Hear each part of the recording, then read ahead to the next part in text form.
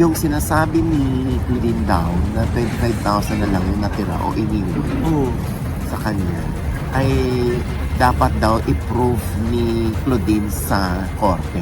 Ano yung sinasabing court order na hindi tinupad ni Raymart yung sustento? Si Mamolo hindi nakikinig. Di ka sabi nga sa 10 sinabi, 11 ang mali. Kung may ebidensya daw si Claudine, ilabas niya. Marami nag-claim na it's a great movie. Kung great yung movie, bakit daw wala ni isa man lang award na nakuha? Nabanggit mo kanina si Liza Soberano. Binati ka ba niya ng birthday mo?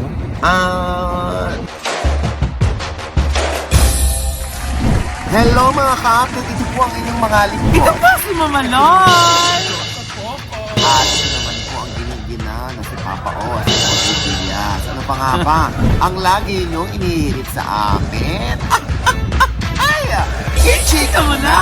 Dali! The winter edition. Nanginginig na kami, grabe. Nay, tingnan mo naman yung patong namin, no? Tapos ikaw, dinakitan mo lang kami. Tatlong nga ito.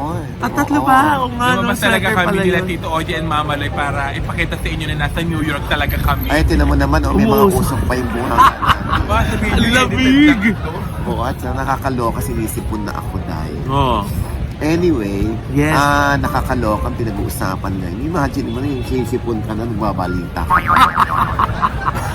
Ganyan po namin kayo kamahal. Oo, at syempre pa, marami na ho kami pinuntahan dito. 37th hour host na si Romer Gutierrez Jasso ng Yes. RCC Staffing Solutions. Thank you, sir. Thank you so much, Romer. At syempre, andyan din si Maring Rose. Oo, Yes! Pinasal din tayo ni Miss Rose Santos. Yes.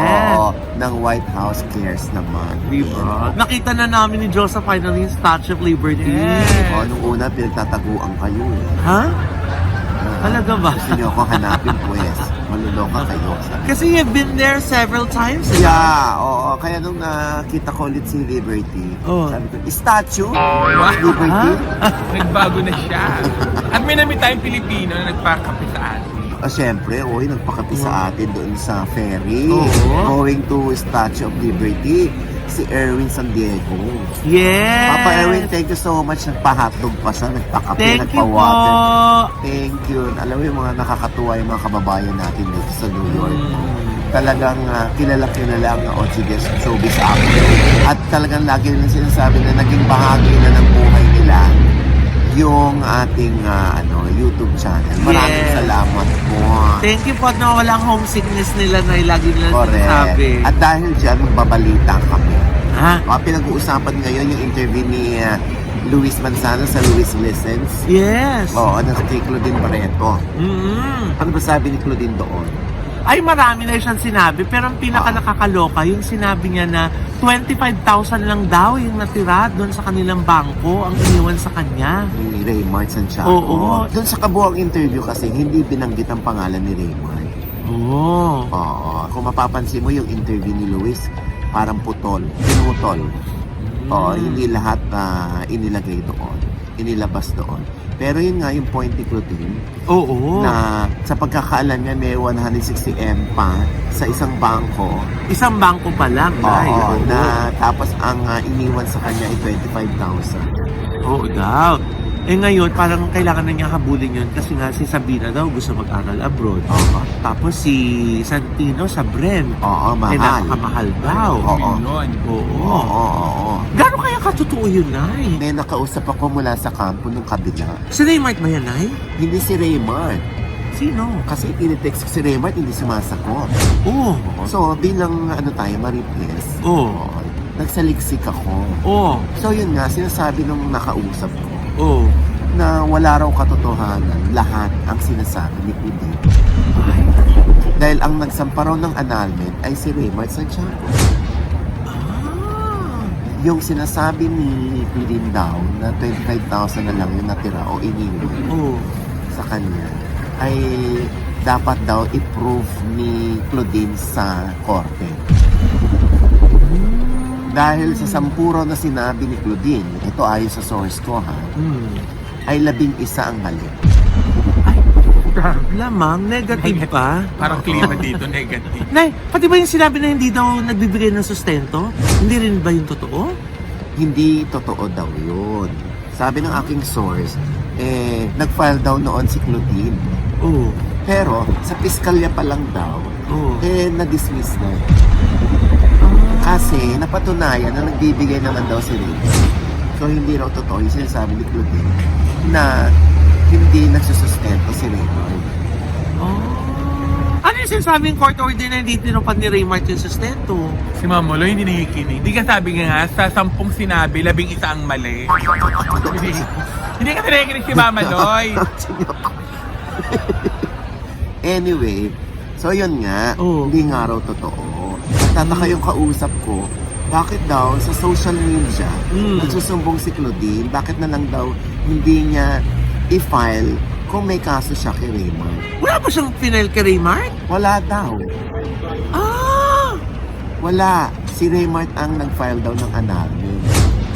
Ah!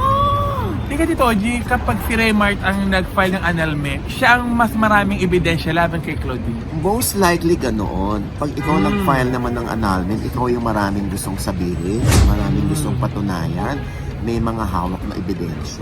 Ikaw yung may reklamo. Ah. Teka, Nay. Di ba dati may kaso si Claudine against kay Raymart, yung VAUSI, yung Violence Against Women and Children? Oh. Ano nangyari dun? Ayun nga, si Claudine daw ang nag-file ng VAUSI kay Raymond. Ito'y dinismiss ng korte. Na-dismiss? Oo. Bakit? Etong sabi sa akin ng aking source. Oh. Si Claudine daw ang nag-file ng VAUSI. Pero hindi naman daw inaatinan ni Claudine yung hearing. Kaya na-dismiss yung kaso. Kaya sabi sa akin ng aking source, bakit daw ngayon nagsasalita si Claudine after 10 years na silang diwalay ni Raymond, samantalang kapag nakikita raw sila sa mga okasyon ng bata, okay naman daw. So, yung 160 million, yung mga sumbong ni Claudine sa Luis License, dapat daw patunayan ni Claudine sa korte kung may katotohanan. Kawawa naman din pala na itong si Raymart. Bakit? Kasi na-judge ng mga netizens. Kasi nga, si Claudine lang yung narinig nila, hindi narinig yung side ni Raymart. Ayun na nga. Siguro kung kilala rin natin si Raymond, hindi naman sa pwedeng makipag-away din sa babae. Kaya siguro kinorte na rin yan. Sa tingin mo na, hindi magpapa-interview si Raymart? Baka pwede mo interviewin. Naku, sana nga ito nga. Hindi nga ako sinasagot. Oo. Para marinig natin yung side niya, di ba? Kaya nga, kaya lang, di ba, parang ang awkward kasi, alam mo naman sa kultura nating mga Pinoy, di ba? Parang hindi mo na para labanan pa yung babae. Na kapag sinagot mo pa yung akusasyon o yung mga paratang ng babae, parang hindi maganda ang tingin sa mga ibang Pilipino. So siguro si Raymart, tahimik lang na tinatrabaho ito sa korte. Dinadaan sa legal na paraan. Oo. Kaya nga, yun nga yung sabi sa akin ng aking source na sana raw, kung may mga hanas pa si Claudine, sana kinorte na lang niya. Huwag niyang gawing korte ang social media. Pero syempre, hindi naman para i-invalidate natin yung mga claims, yung mga sinasabi ni Claudine, di ba? Kasi sila naman ni Raymart ang nagsama di ba? Kaya lang nga, sabi na aking source, 10 taon na daw, bakit ngayon lang daw si Claudine nagsasalita at sa social media pa? Para din palang si Ate Shabu, si Claudine Barreto. Bakit? Yung mga saloobin, social media. Kanya-kanya namang pagbubuhos ng feelings, Diyosa. Kung para sa kanila, nakakaluwag sa damdamin nila. Yung gano'n na sinasabi sa social media. So be it. Hayaan natin sila. Oo. Kaya lang itong kaso na ito, syempre, may involved na mga bata. Oo. Yung tungkol sa custody naman ng mga bata, wala naman daw habol si Raymond, sabi sa kanyang source doon. Paano kayo mangyayari dyan ngayon, Nay? Kung walang kaso, baka ngayon magsampa na ng kaso si Claudine para mahabol niya yung mga sinasabi niyang hahabulin niya para sa pag-aaral ng mga bata. May mga ebidensya naman siyang hawak siguro. Ebidensya? Naku, yun. Oo, buti nabanggit ng ebidensya. Sabi sa akin ng aking source, kung may ebidensya daw si Claudine, ilabas niya. Kasi daw, puro daw invento lang yung mga claim ni Claudine. Anyway, bukas naman ang ating channel sa Panig ni Claudine. Kung gusto niya itong i-correct, kung may mali sa sinabi ng aking source o kung mali ang source ko at kung feeling niya nag-iimbento ang source ko at kahit kay Raymar Santiago, sana mapagbigyan din tayo ni Raymar. Para both sides maibigay natin ang kanilang panig. At sana para sa mga bata, sana maging civil or magkaayos yung dalawang kampo, no? Yan na naman yung mga magkaayos na ito. Lagi iyan ang ending mo. Gaga ka. Alam mo, sa umpisa ko, sabihin. Lalatag ko muna sa kanila. Ito, OG, speaking of ebidensya, minalaala ako nung bata ako. Binigyan ko ang tatay ko ng 3,000. Siyempre, malaking pera na iyon nung panahong iyon. Nagtaka ang tatay, sabi, saan galing yan? Sabi ko, tatay, napulot ko yung pera na yan. Sabi ng tatay, sigurado ka lang napulot mo yan, baka naman ninakaw mo yan. Anong ebidensya mo na napulot mo lang talaga yung pera na iyan? Sabi ko, tatay, nakita ko yung may-ari, iyak ng iyak, hinahanap. Hindi ko pa binigyan, gaga ka talaga. Hindi niyo naman ako tinanong, Tito OG, nakita ko lang siya naghahanap siya. Wala, hindi kanya yun. Gaga. Ay, Nay, teka, speaking of naghahanap, alam mo na, patuloy pa na naghahanap yung mga netizen ng ranking. Kung sino daw ba talaga yung nangunguna sa MMFF. Oo. Di ba, ilang araw pa, 3 araw pa bago matapos yung festival. Oo. Siyempre, kumalat na rin naman yan, Loy. Na ang nangunguna o ang top grosser ay ang Rewind. At Loy, habang pinanonood nila to, tumuntong na ng 400M. Wow! Oo. Ang Rewind. Tapos, pumangalawa dyan ng Malyari, no? Na by this time, tumuntong na rin sa 100 million mark. Wow! Oo. At syempre, yung Gombursa, pangatlo.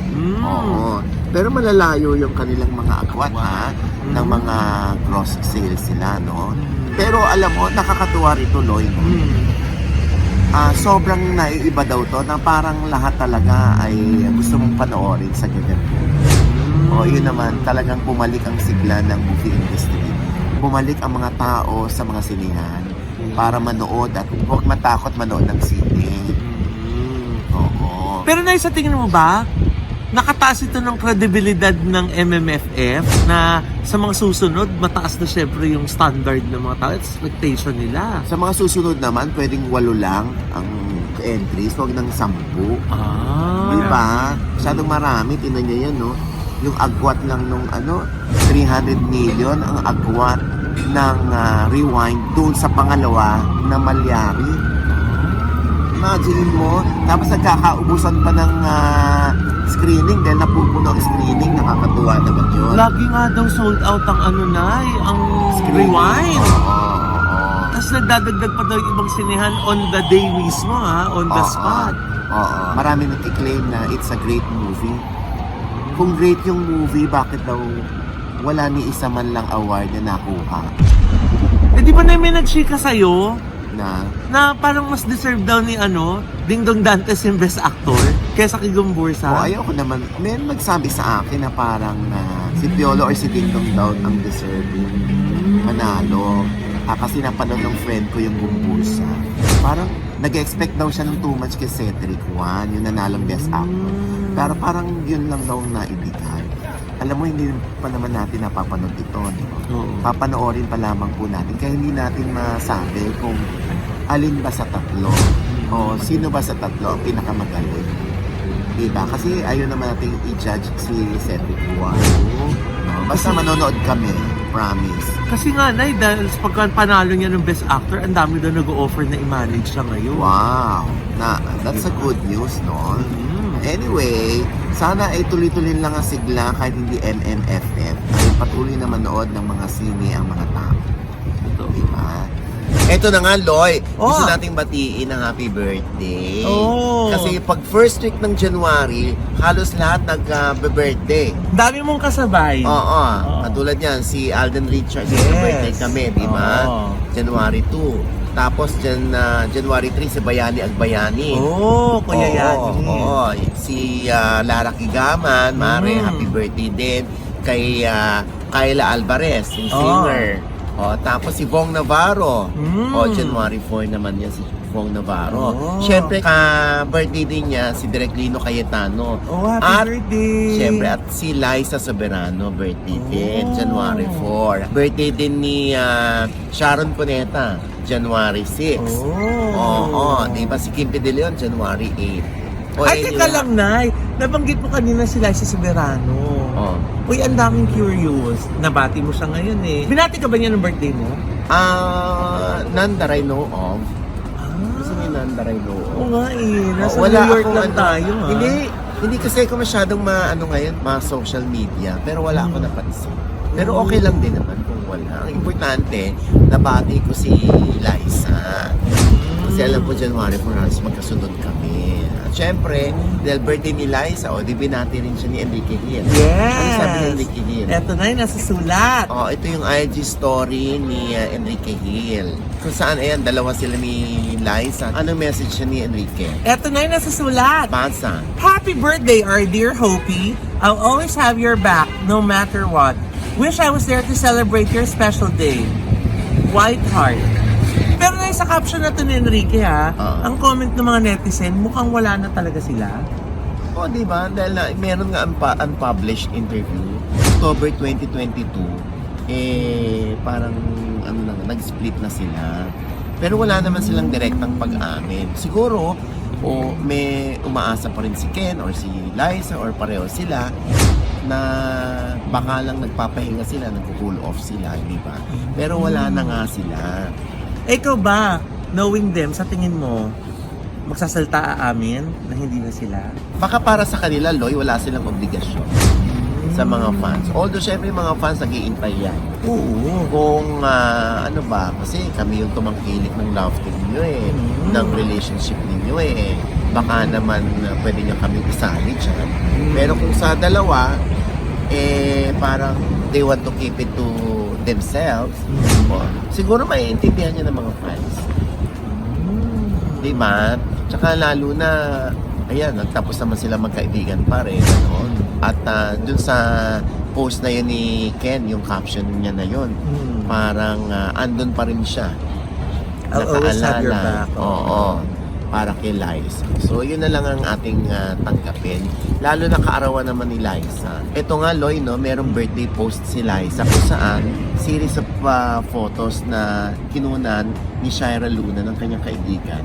Yung kanyang post. Ano nga ito? Eto nga na, yung post niya kasi, medyo matagal na. Matagal na daw nila itong nakuna. Tapos naibiro pa nga daw niya na siguro gagamitin niya itong concept na itong pictorial na to para sa kanyang 26th birthday. At nagkatotoo nga, ngayon niya na i-post ng mga litratong ito na parang sinasabi niya na you can't have your cake and eat it too, but life is short, so watch me try.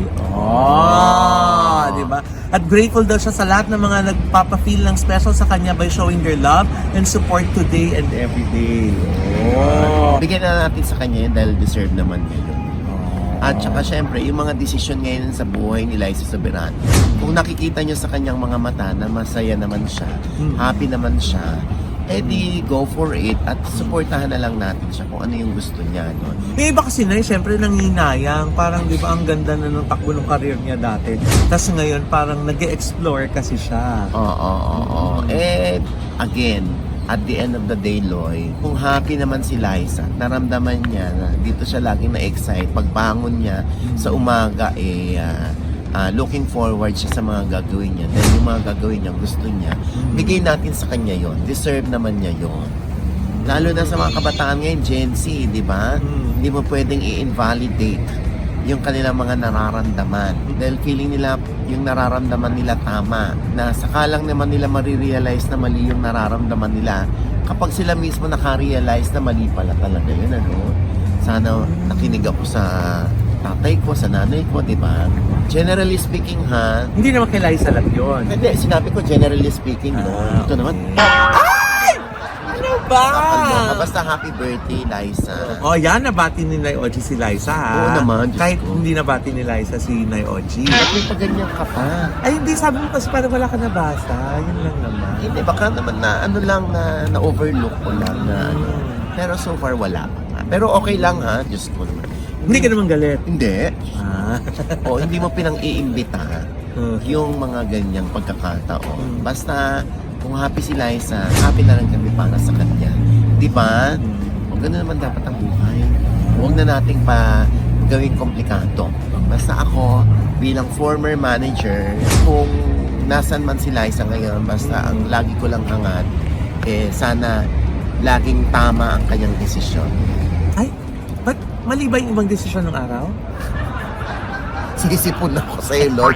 Basta, happy birthday, Liza. Yes, at sa lahat ng mga nag-celebrate, Ate Shawi and the rest, we love you. And with that, mga kaibigan, ito po ang inyong mga Ito lingkod. po si Mama Loy. Sa mga nanonood dyan na hindi pa namin subscriber, mag-subscribe na po kayo kasi madali lang. I-click lang po hindi yung subscribe button. Alam, i-click nyo lang po yung subscribe button na nandyan sa ibaba. At kung naibigay po yung aming episode yan, meron kayong komento sa namin chika, i-comment nyo na po yung below, i-click ang like button at huwag kalimutan i-click ang notification bell. Dahil pag niyan kayo muna manonotify na meron kami latest update. At syempre, pang kanya-kanya namin channel. Yes, sana manood at mag-subscribe din po kayo sa channel ko. That's Mamaloy. M-A-M-A-L-O-I. Nandun po yung vlog ko ng New Year's Eve celebration namin. At hanggang dito sa New York, ginagawa ito ni Nanay Oji. Nakakaloka!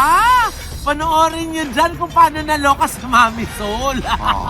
Ikaw naman, Josa. At syempre po, subscribe nyo din po ang aking YouTube channel at lahat ng aking social media account. At maraming salamat sa Ideal Vision, sa Headway Vera Salong at kay Dr. JC Solis ng Gorgeous Smile. Yes, Doc JC. Dyan po sila sa E. Rodriguez sa tapat ng Christ the King Church. Yes, oo. At syempre pa, ang aking panayam naman sa isang preacher or isang pastor. Oo, si Pastor Ed Lapis. I'm sure napapanood niyo yan si Pastor Ed Lapis, di ba? Yung kanyang mga real talk.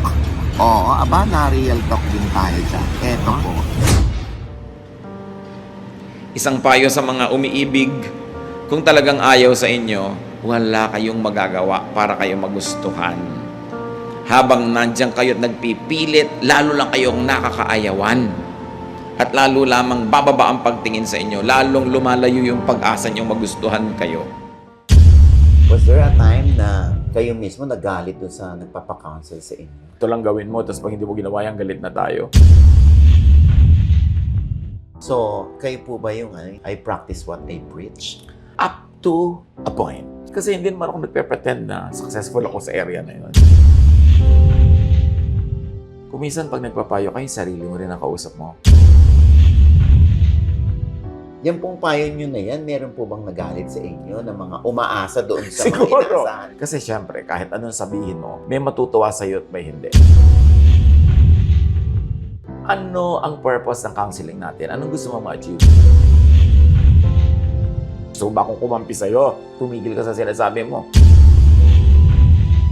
Ayan! Sa OG Diaz Inspires po. Ayan, mas maganda na yung ating unang inspires, yung mai-inspire talaga tayo at marami tayong matututunan kay Pastor Ed Lapis. At syempre pa, ang OGDS Showbiz Update po ay meron na rin pong fan page. Paki-follow na rin po ninyo. No? Yes. Meron din po kami sa Spotify at sa Apple Podcast. Yes. Oo. At syempre ang OGDS TV naman po, fan page.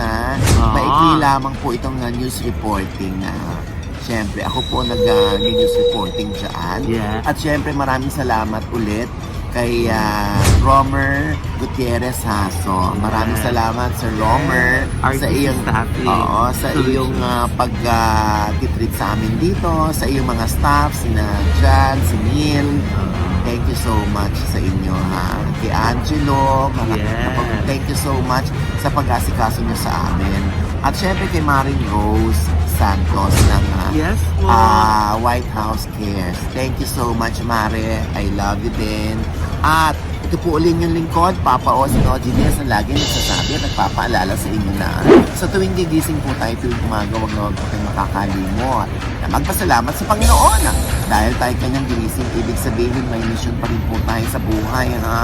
Sabay sabing, every gising is a blessing! Ano pa nga ba ang lagi niyong inihirit sa amin? Nina? Chika mo na! Dali!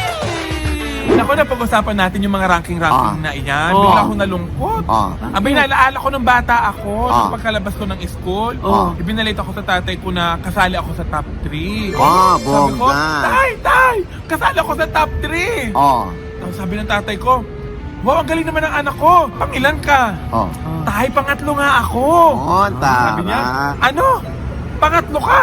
Oh. Napakabobo mo naman, anak. Sandali, sandali, bakit bobo ka? Eh, Tito Oji, tatlo lang naman daw kami magkaklase. At tas tay! Pangatlo ka, patas na na. Ay, wag naman yan! Ay, walang tatlo dyan! Kinikilig ako.